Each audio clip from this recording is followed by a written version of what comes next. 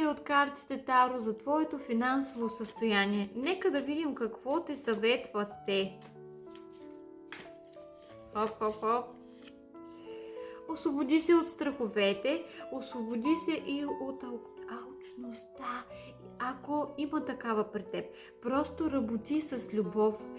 Спри да очакваш. Работи без да очакваш.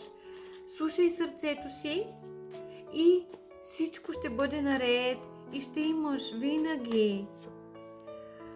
Време е да си отпочинеш, да пуснеш също така и негативните мисли, да помедитираш, да се освободиш от, както споменах, негативни мисли, чувства и емоции, за да привлечеш благата в твоя живот.